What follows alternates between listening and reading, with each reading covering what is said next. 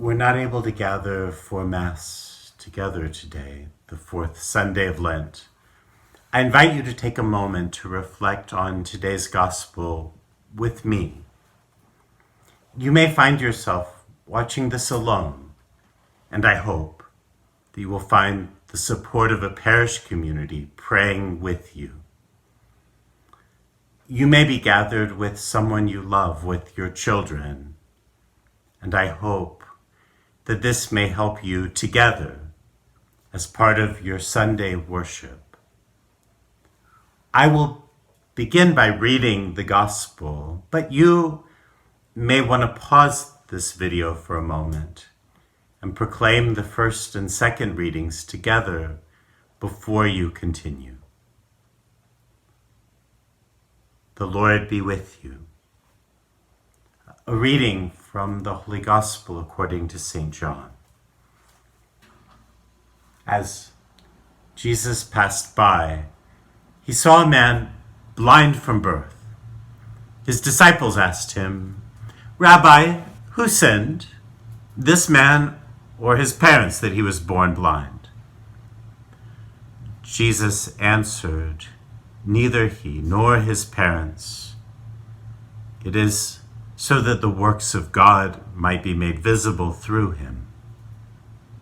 We have to do the work of the one who sent me while it is day. Night is coming, when no one can work.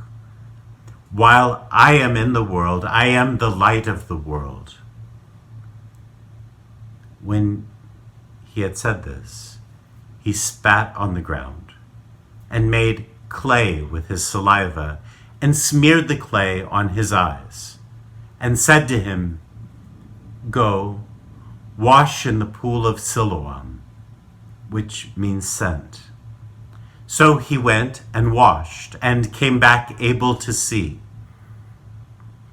His neighbors and those who had seen him earlier as a beggar said, "Isn't this the one who used to sit and beg?" Some said, "It is." But others said, "No, it just looks like him." He said, "I am." So they said to him, "How were your eyes opened?" He replied, "The man called Jesus made clay and anointed my eyes and told me, 'Go to Siloam and wash.' So I went there and washed, and I was able to see." And they said to him, "Where is he?" He said, "I don't know." They brought the one who was once blind to the Pharisees.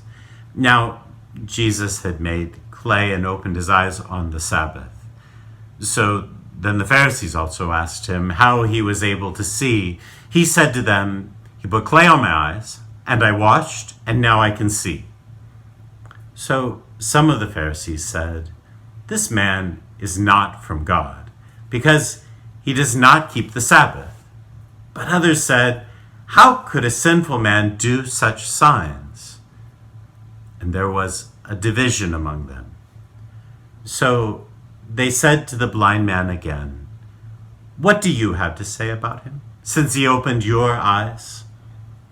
He said, "He is a prophet." Now the Jews did not believe that he had been blind and regained his sight until they summoned the parents of the one who had gained his sight. They asked them, "Is this your son, who you say was born blind? How does he now see?" His parents answered and said, "We know that this is our son, and that he was born blind. We do not know how he sees now, nor do we know who opened his eyes. Ask him. He is of age. He can speak for himself." His parents said this because they were afraid of the Jews, for the Jews had already agreed that if anyone acknowledged him as the Christ, he would be expelled from the synagogue. For this reason, his parents said, "He is of age, question him." So a second time they called the man who had been blind and said to him, "Give God the praise. We know that this man is a sinner." He replied, "If he is a sinner, I do not know. One thing I do know is that I was blind, and now I see." So they said to him, "What did he do to you? How did he open your eyes?" He answered them, "I told you already, and you did not listen. Why do you want to hear it again? Do you want to become his disciples too?" They ridiculed him and said, "You are that man's disciple. We are disciples of Moses. We know that God spoke to Moses, but we do not know where this one came from." The man answered and said to them, "This is what is so amazing, that you do not know where he is from, yet he opened my eyes. We know that God does not listen to sinners, but that if one is devout and does his will, he listens to him. It's unheard of that anyone ever opened the eyes of a blind person. Yet if this man were not from God, he would not be able to do anything." They answered and said to him, "You were born totally in sin, and you are trying to teach us." And then they threw him out. When Jesus heard that they had thrown him out, he found him and said, "Do you believe in the Son of Man?" He answered and said, "Who is he, sir, that I may believe in him?" Jesus said to him, "You have seen him. The one speaking with you is he." He said, "I do believe, Lord," and he worshipped him.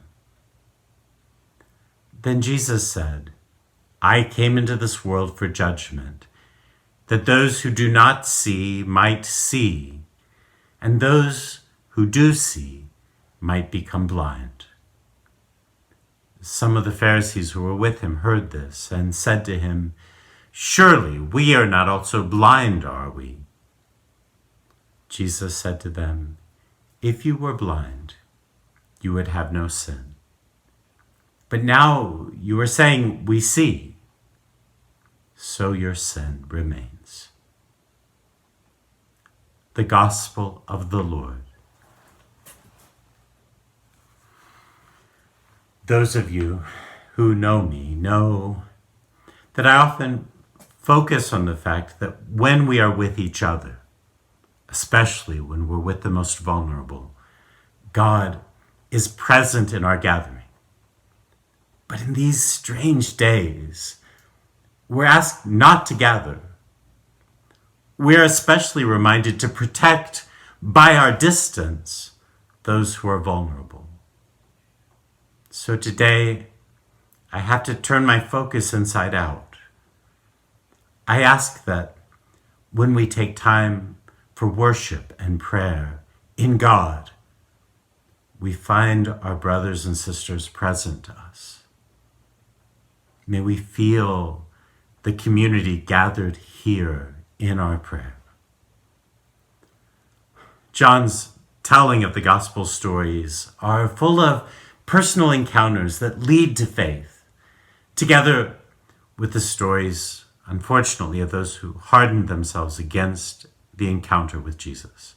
Last week, Jesus sat beside a well and spoke with a woman who, as they spoke, realized just how parched her spirit was. And she longed for the living water that Jesus offered her. Refreshed and believing, she publicly proclaimed him Messiah. This week, a man blind from birth not only regains his eyesight, but also understands what Jesus did and sees with spiritual eyes what his parents and the religious leaders were blind to. And he worships Jesus. Much like John's own story, spending the afternoon with Jesus, or the friendship Jesus had with Martha and Mary. This was an encounter that forever changed the blind man's life. This was the story he would tell his grandkids. Not just how his sight was restored, but that Jesus was the Son of God, and that he took a moment to notice him, that he stopped and loved him. A difficult gospel. After a week, when personal encounters have been limited by disaster proclamations, by anger and by fear, when human interaction seems reduced to memes of toilet paper hoarding, when we cannot shake hands, let alone offer a cheek or rub saliva-moistened clay on one another's eyes.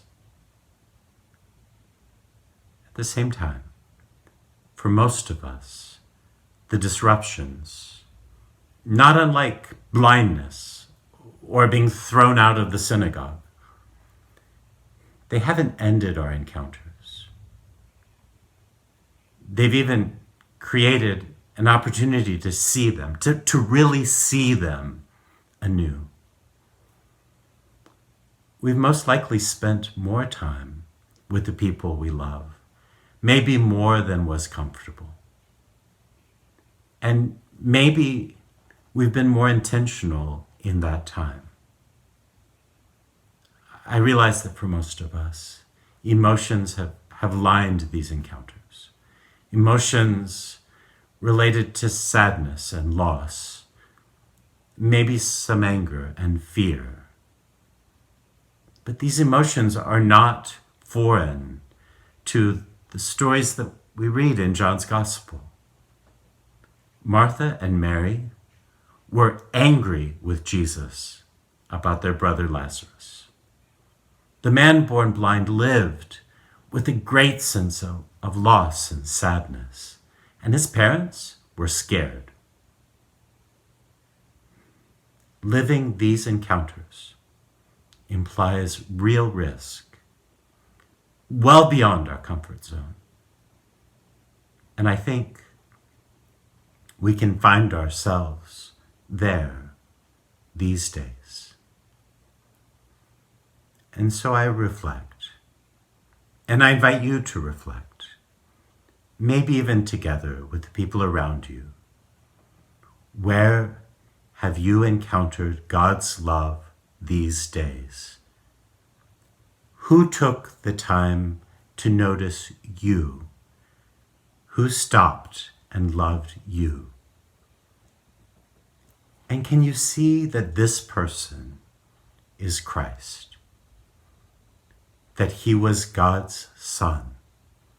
That she was Messiah? What story will you tell your grandkids about 2020?